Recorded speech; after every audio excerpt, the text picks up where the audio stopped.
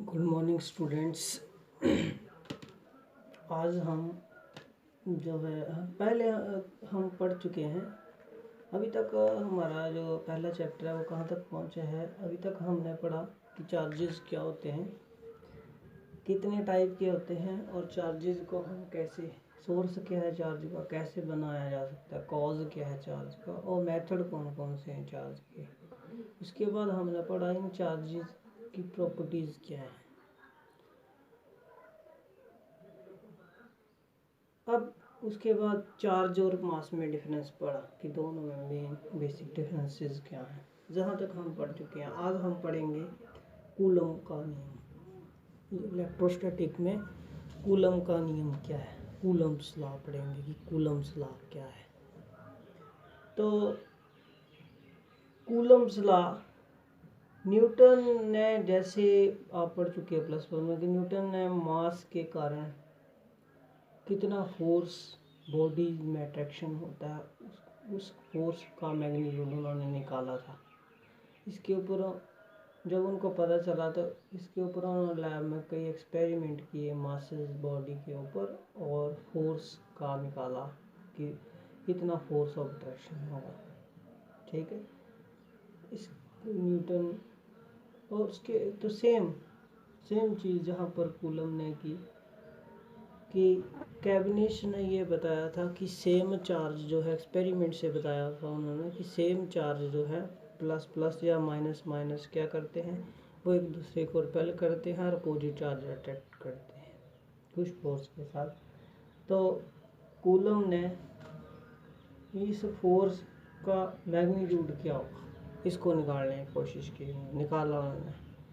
इसके ऊपर उन्होंने टॉर्शन बैलेंस एक इंस्ट्रूमेंट आता है, उसकी हेल्प से उन्होंने लैब में कई एक्सपेरिमेंट किए और इस फोर्स को उन्होंने निकालना शुरू किया कि अगर दो चार्ज बॉडी हैं तो उनके बीच फोर्स कितना होगा, लाइक हैं, पल्शन कितनी होगी, डायरेक्शन, मैग्नीट्यूड कितना होगा, ये उन्होंने निकालने की कोशिश की।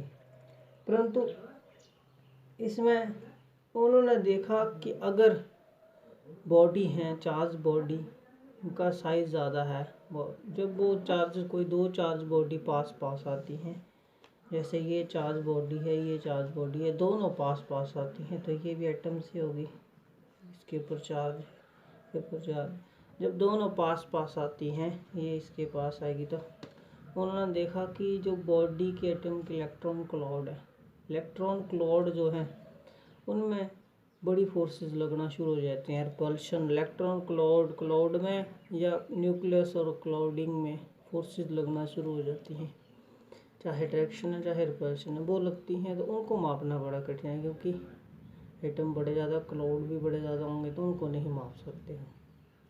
तो फिर उन्होंने अजम्पशन लिया कि जो चार्ज बॉडी हैं उनका साइज़ नहीं होता, उनके क्लाउड नहीं होते हैं, उनका साइज़ नहीं होता है, सिंगल चार्ज होता है बॉडी पे, बॉडी के साइज़ नहीं होते हैं, सिर्फ सारी बॉडी पॉइंट साइज़ की होती हैं। ठीक है, उन पे चार्ज जो होते हैं वो कैसी बॉडी होती है, पॉइंट चार्ज कैसे आते हैं, पॉइंट जैसे होते हैं हर बॉडी पे। ये उन्होंने माना, सपोजिशन की, ताकि हम इजीली बॉडी के बीच चार्ज बॉडी में फोर्स निकाल सके। अब सारी बॉडी पॉइंट चार्ज बॉडी होंगी तो उनमें फोर्स एक ही लगेगा, डायरेक्शन एक ही होगी, रिपल्शन एक ही, तो इजीली हम निकाल सकते हैं। ये एजम्पशन लिया। दूसरा ये उन्होंने बोला कि अगर बॉडी मोशन में होगी चार्ज बॉडी तो फोर्स तो वेरी करेगा, तो वेरी फोर्स को निकालना पड़ेगा। दूसरा एजम्पशन उन्होंने ले लिया, बॉडी कैसे ली, रेस्ट पे ली। ये उन्होंने दो एजम्पशन लिए। एक तो ये कि सारी बॉडी कैसी होती है, पॉइंट चार्ज बॉडी होती है।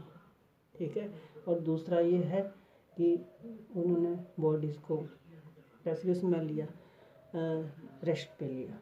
जो उन्होंने दो एजम्पशन लिए थे और लैब में ये एजम्पशन लेके उन्होंने टॉर्शन बैलेंस से है जो बॉडी पॉइंट चार्ज बॉडी के बीच में फोर्स जो कुछ डिस्टेंस है उनमें, तो उन्होंने फोर्स निकाली और एक नियम बनाया वहाँ पर। उन्होंने देखा कि अगर दो चार्ज बॉडी जो पास आ रही है, उनमें कुछ डिस्टेंस है, तो बॉडी पॉइंट चार्ज का प्रोडक्ट मैग्नीट्यूड का अगर जितना ज़्यादा होगा तो फोर्स भी उतनी ज़्यादा होगी, उन्होंने देखा।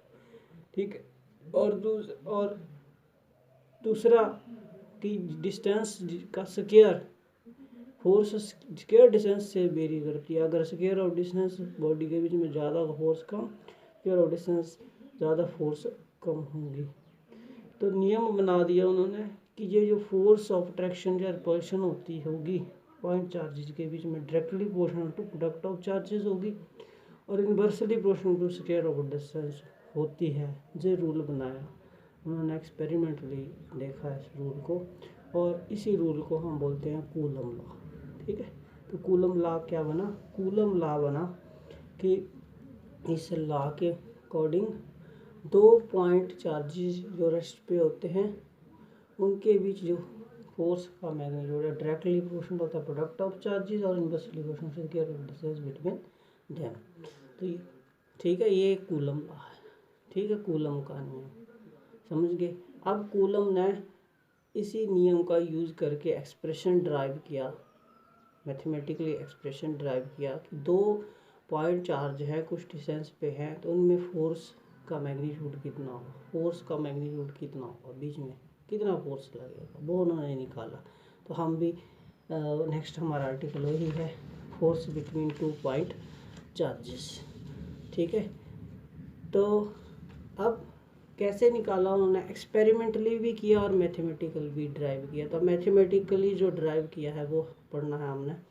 दो पॉइंट चार्जेस में कितना फोर्स होगा, तो पहले थ्योरी जे दो उन्होंने जंक्शन लिया, दो पॉइंट चार्ज लिए और कुछ डिस्टेंस पर लिए, फिर लॉ लगाया और लॉ लगाने पर जो है फोर्स आ गया, दोनों के बीच एक्सप्रेशन होगा।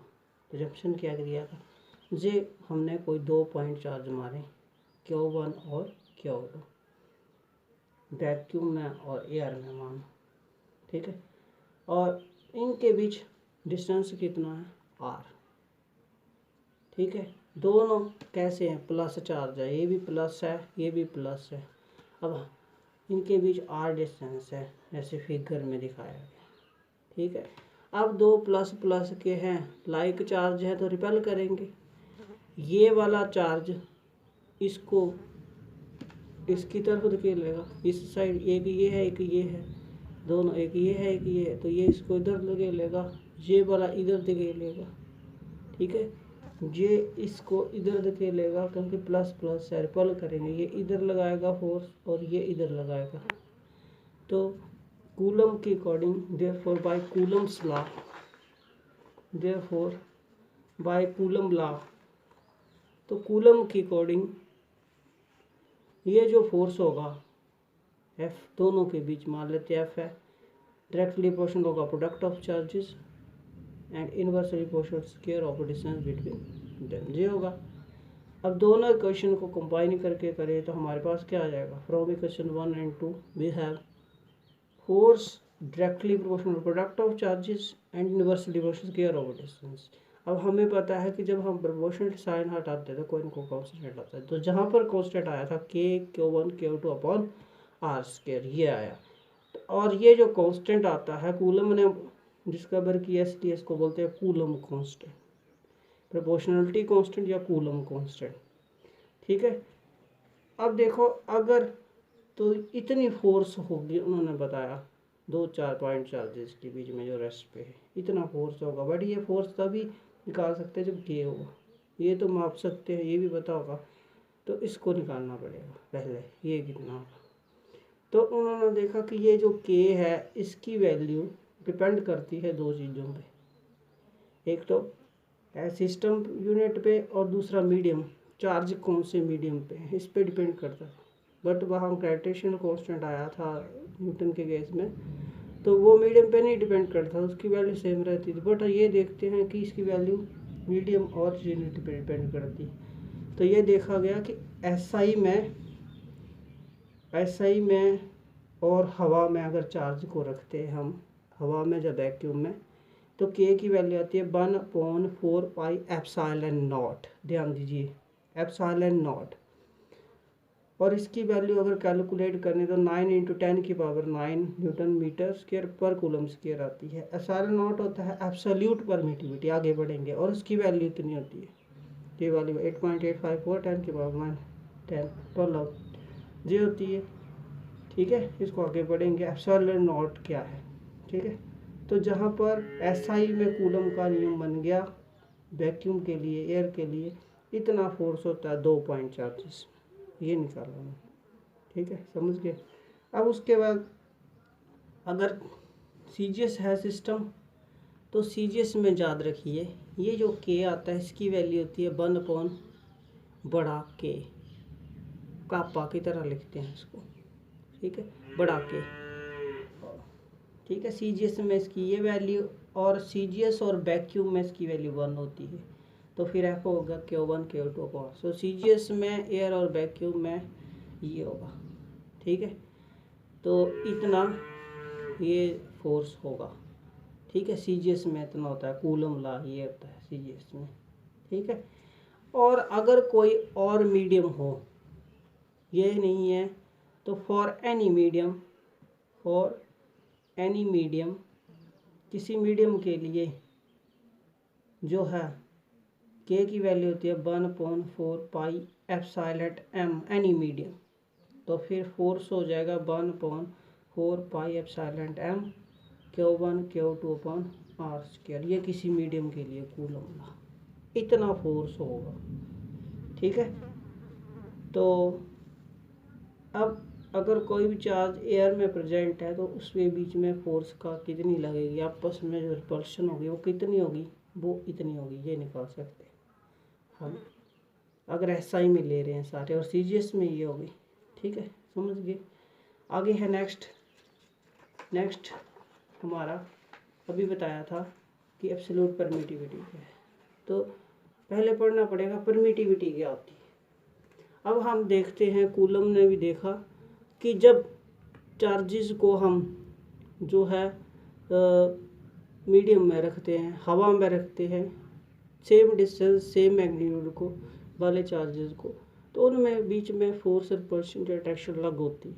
बट किसी और मीडियम में रखते तो अलग होती है, बदल जाती है, कम हो जाती है, ज़्यादा हो जाती है, फोर्स बड़ी कम हो जाती है। पानी में रखेंगे और कम हो जाती है। तो इसका मतलब ये हुआ कि जब चार्जेस के ऊपर कौन सी चीज़ इफ़ेक्ट करती है, मीडियम इफ़ेक्ट करता है, मीडियम ही इफ़ेक्ट करता है। तो मीडियम की ऐसी प्रॉपर्टी जो चार्ज के ऊपर इफ़ेक्ट करती है, उसको हमने एक नाम दिया, उसको बोलते हैं permittivity. But is permittivity if the property of medium which effect on the strength of force between 2 point charges called permittivity. ठीक है, अब हमने अलग अलग मीडियम में रखा और इस करेक्टरिस्टिक्स को मापते गए कि कहाँ फोर्स ज़्यादा होना, कहाँ कम होना।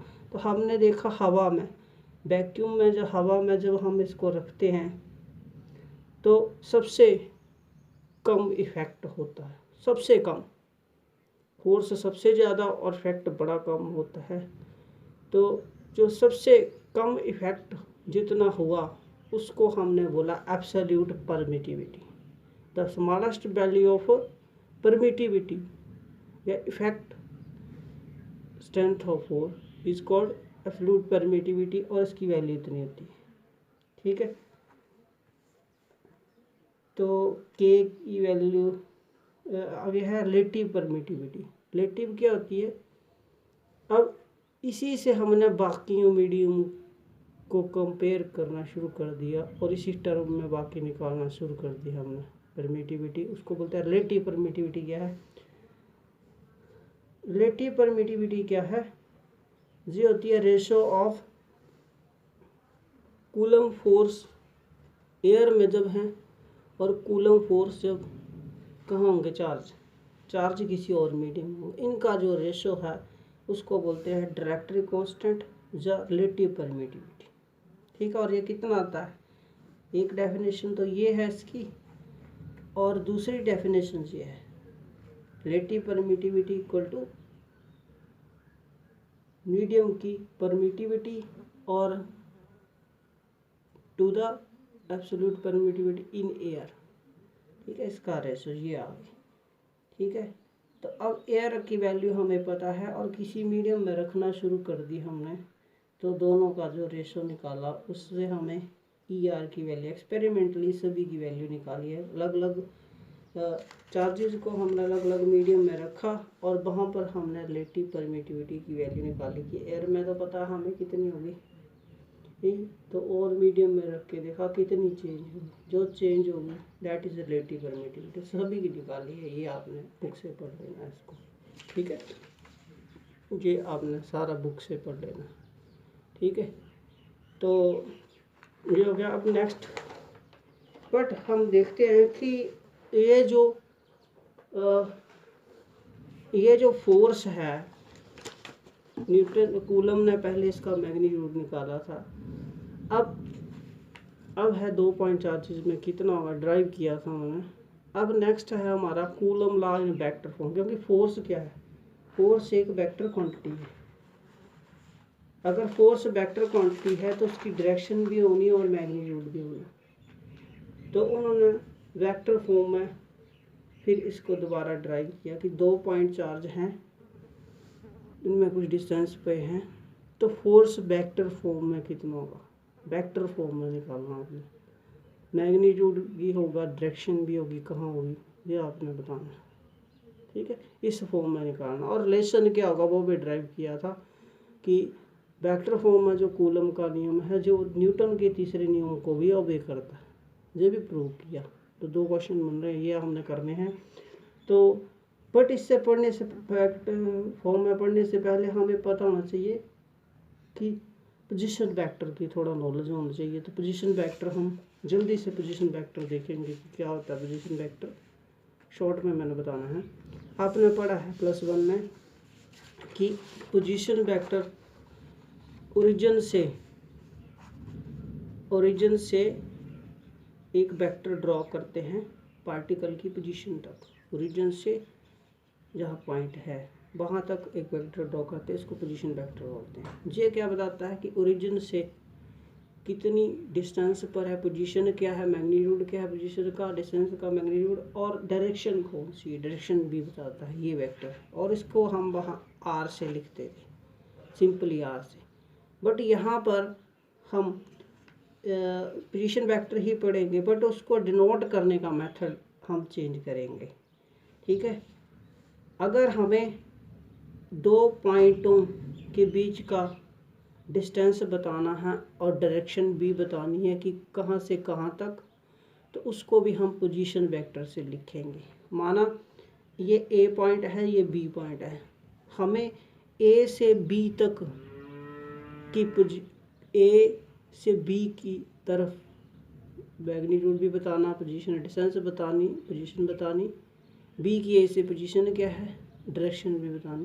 तो फिर हम कैसे लिखेंगे उसको, position vector R A B से लिखेंगे। ये क्या बता रहा है, ए से बी तक की डिस्टेंस वेक्टर फॉर्म में ये ऐसे लिखा जाएगा।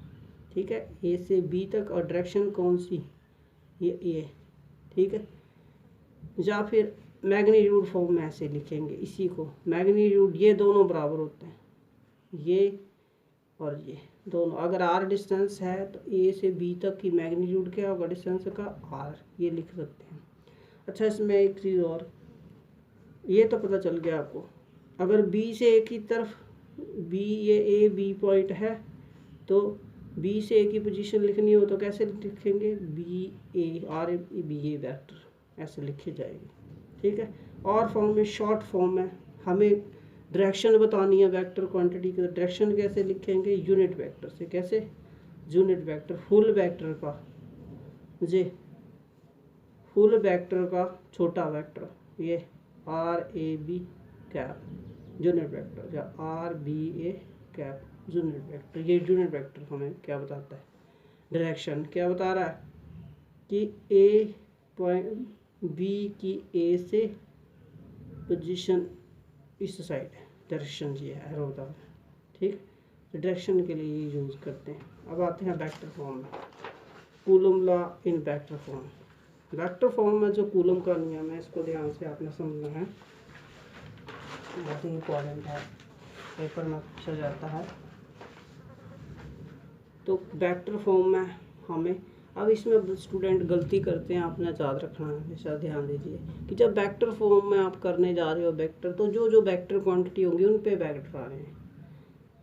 कुछ बच्चे जब मन करता है वेक्टर लगा देते हैं, नहीं करता नहीं लगाते, ऐसा नहीं करना है। जो वेक्टर क्वांटिटी उन पे लगना ही लगना है वेक्टर, ठीक है।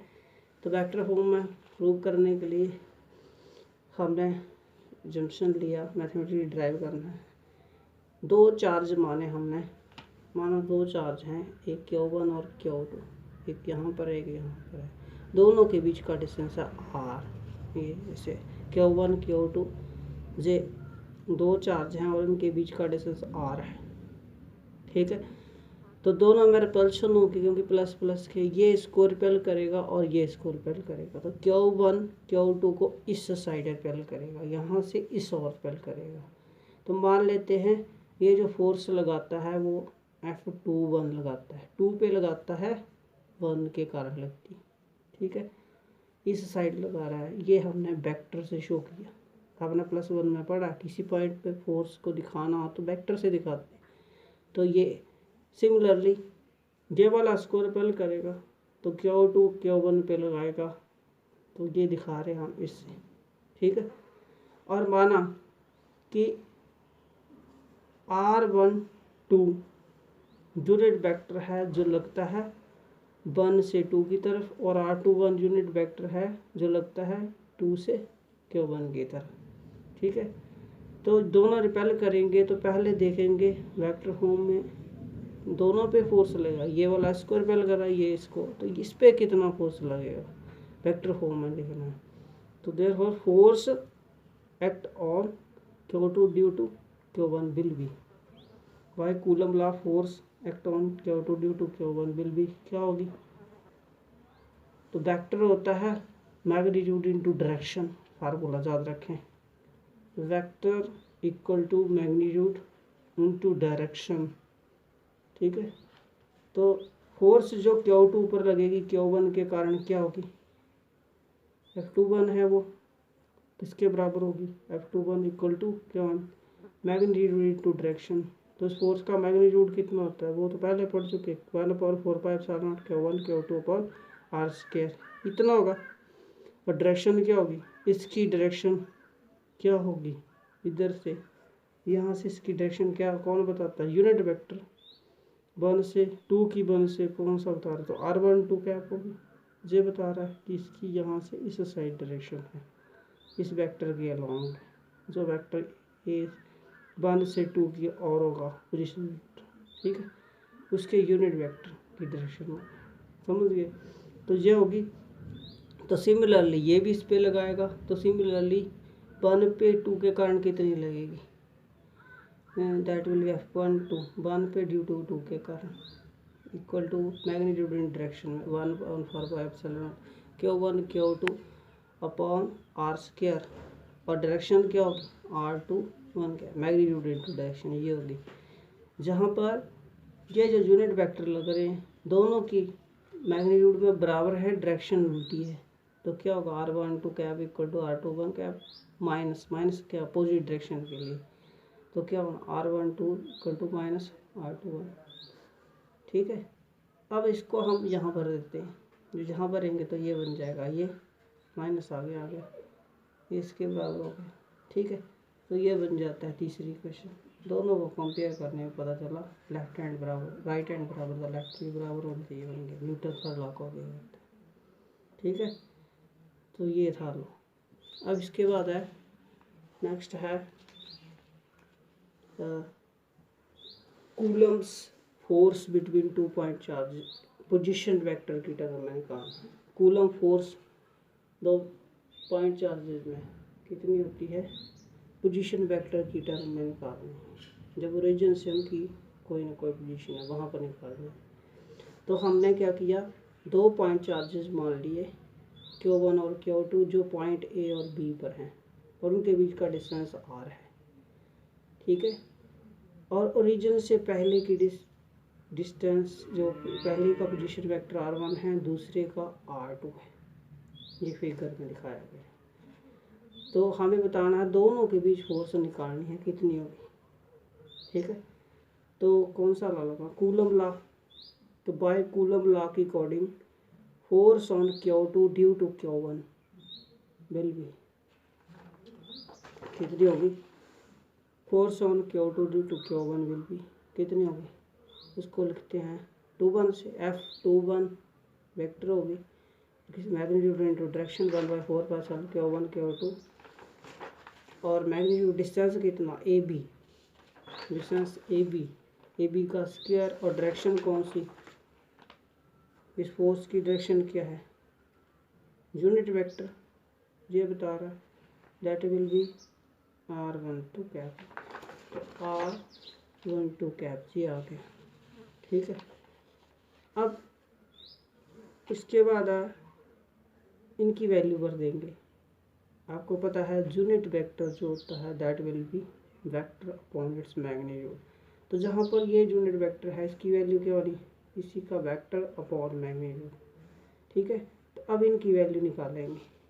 ठीक है, फिर सब्स्टिट्यूट करेंगे, क्योंकि हमें पोजीशन वेक्टर की टर्म में निकालना है, यूनिट वेक्टर की टर्म में नहीं निकालना है, इसलिए इसको हम किस में बदल रहे हैं, पोजीशन वेक्टर की टर्म में बदल रहे हैं। यूनिट की फॉर्म में हमें पता है, तो क्या करेंगे, तो डायग्राम से हम देखेंगे, डायग्राम से आया जे वेक्टर इधर लग रहा है, ये इधर लग रहा है, और जे वाला इधर, तो कौन सा ला लगाना है, ट्राइंगल ला। जे वेक्टर है ये इधर लग रहा है, ये इधर लग रहा है, तो बाय ट्राइंगल ला, ये प्लस ये इसके बराबर होना, तो ये आ गया, ये प्लस ये इसके इक्वल, तो हमें ये वाला चाहिए R12। ठीक है, तो R12 निकाल लिया हमने, इसके बराबर आ गया R2 माइनस R1। वैल्यू भर दी, ये इसकी वैल्यू जहाँ भर दी, अब जहाँ ये वैल्यू हमें पता चल गई, इसकी वैल्यू यहाँ रख देती, तो F21 आ जाएगा 1/4 Q1 Q2 into R2 minus R1। ठीक है, इसकी वैल्यू क्या होनी, यूनिट वेक्टर ये आ गया R2 माइनस R1, और इसी का मैग्नीट्यूड मॉड, और स्क्वायर था तो मैग्नीट्यूड ए बी है ना ये, तो स्क्वायर था, साथ में एक और आएगा, क्यूब बन जाएगा। ठीक है, तो क्यूब बन गया, तो इतना फोर्स होगा पोजीशन वेक्टर की टर्म में। सिमिलरली पहले पे लगेगा दूसरे के कारण, तो पहले के कारण दूसरे के कारण कितना होगा, इसी को जनरलाइज करके ले 1/4 pi epsilon Q1 Q2 same है, वही चार्ज है, और जहाँ क्या था 2 पे बंद के कारण लग रहा था R2 माइनस R1, और इसका मैग्नीट्यूड था क्यूब। तो जहाँ पर क्या आ जाना, जहाँ 1 के ऊपर 2 के कारण निकालना है, तो क्या हो जाना, जहाँ 2 1 आ रहे थे तो यहाँ क्या हो रहा है 1 2, तो सेम आ जाना R1 माइनस R2 और R1 माइनस R2 का क्यूब। तो इतनी फोर्सेस लगेंगी पोजीशन वेक्टर की टर्म में, इतनी फोर्स लगती है, ये हमने निकाला। ठीक है, अब नेक्स्ट है superposition principle. Next article superposition principle. ये सुपर पोजिशन प्रिंसिपल क्या है? अब देखिए कि सुपर पोजिशन किस लिए यूज़ होता है, बट एक बॉडी के ज़रूरी नहीं है कि 2 ही पॉइंट चार्ज हो, एक बॉडी के अराउंड बड़ी ज़्यादा चार्ज बॉडी भी हो सकती है। अगर ऐसा हो तो जो एक गिवन बॉडी उस पर नेट फोर्स कितना, अगर वो निकालना हो, एक बॉडी पे number of charges point charges के कारण टोटल फोर्स निकालना हो, तो उसके लिए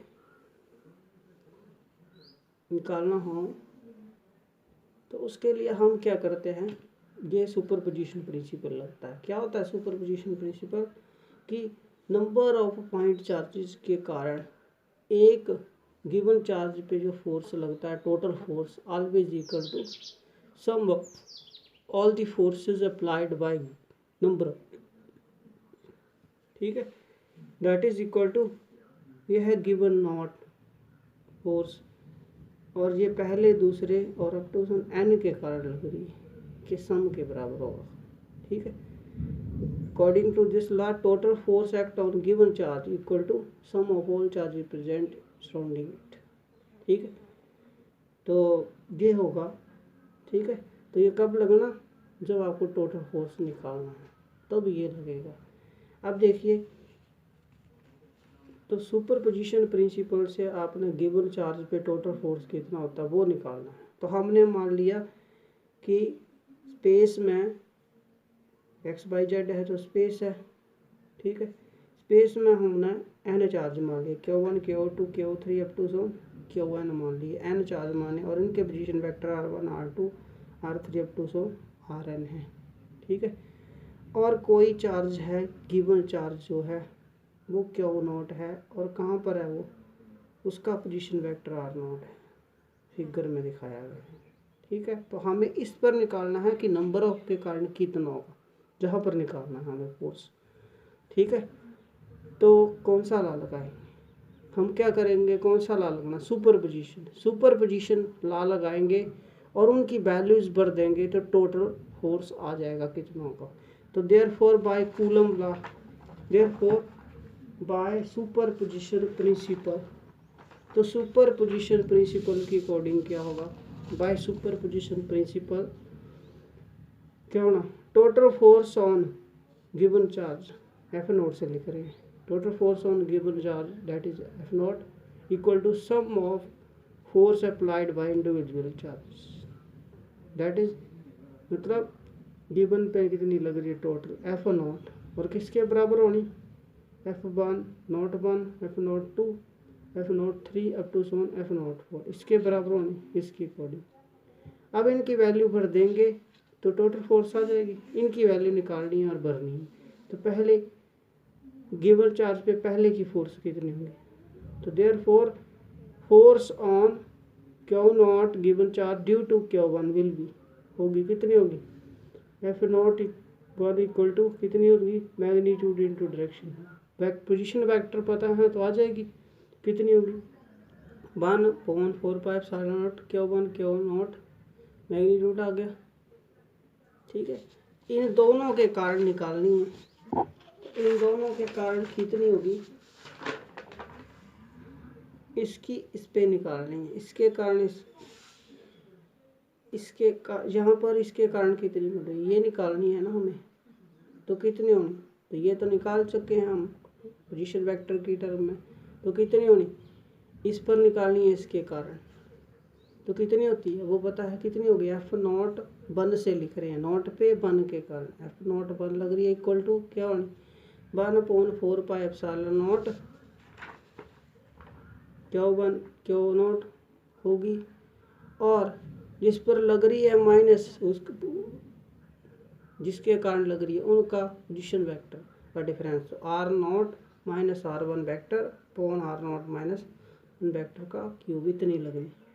सिमिलरली F0 2 दूसरे के कारण का गिवन चार्ज पे लग रही है, कितनी होनी, निकालते हैं, F0 2 vector equal to magnitude वही आ जाएगा 4πε0 Q2 Q0, और किसके कारण, नोट पर निकालनी 2 के कारण, तो क्या होना, नोट पे 1 के कारण कितनी होनी, ये 1 नोट माइनस 1 होना ना, तो यहाँ क्या होना, नोट माइनस 2 हो जाना जहाँ पर, तो ये हो जाएगी, ठीक है। सिमिलरली तीसरे के कारण कितनी होनी, F0 3 वेक्टर क्या होनी, इतनी हो जाएगी, और ये आ जाएगा, तो अप टू 7n के कारण इतनी हो जाएगी, ठीक है। अब नेट कितनी है, अब भर दो फ्रॉम इक्वेशन 1, तो इक्वेशन 1 से क्या हो जाएगा, टोटल फोर्स हो जाएगा F0 equal to given charge पे F0 वेक्टर इक्वल टू 1/4πε0, ठीक है। ये सभी को ऐड कर देंगे हम, ये प्लस ये सभी को ऐड कर दिया हमने। अब जो चीज़ कॉमन आ रही है उसको बाहर ले लेंगे, 1/4πε0 Q0 बाहर आ गया, सभी में आ रहा है, और अंदर क्या बचा, Q1 जे वाला बच गया, प्लस ये बाहर चला गया, ये बच गया, प्लस अप टू सोन ये बच गया। अब देखो ये इतनी फोर्स होगी, या तो इस टर्म में लिख सकते हैं, या फिर इसको और क्या फॉर्म हो सकती है, और फॉर्म हो सकती है समेशन फॉर्म। तो समेशन फॉर्म कैसे लिखी जाती है वो ध्यान दीजिए, जो चीज़ें कांस्टेंट हैं वो समेशन से बाहर लिखी जाती हैं, और जहाँ से यहाँ वेरी करती हैं उसको आई से लिखते हैं, जहाँ से स्टार्ट हो रही है वेरी आई की वैल्यू वहाँ से शुरू करके जहाँ तक ख़त्म हो रही है वहाँ तक लिखनी है। तो ये कहाँ से हो रही है, 1 से लेके कहाँ तक जा रही है, n तक जा रही है, तो I1 to n होना चाहिए, कांस्टेंट आ रहा है बाहर चला गया। और जो भी चीज़ें वेरी कर रही हैं उनको हम लिखेंगे I के साथ। तो देखो यहाँ पर R1 2 3 ये वेरी कर रहा है, R0 नहीं कर रहा है, तो वो ऐसे रहेगा। Q1 2 ये वेरी कर रहा है, तो QI आना, QI माइनस R0 कांस्टेंट वही रह रहा है, और RI और R0 माइनस Q, ठीक है, और I varies from 1 to n। तो इतना टोटल फोर्स जो है लगेगा। तो गिवन चार्ज पे नंबर ऑफ चार्जेस के कारण इतना फोर्स लगता है, ठीक है। तो ये आ गया, ठीक है, superposition principle, very important article. अब है नेक्स्ट कंटिन्यूस चार्ज डिस्ट्रीब्यूशन। ये कंटिन्यूस चार्ज डिस्ट्रीब्यूशन क्या होती है, तो इसको हम नेक्स्ट वीडियो में देखेंगे। थैंक यू, ठीक है, ओके।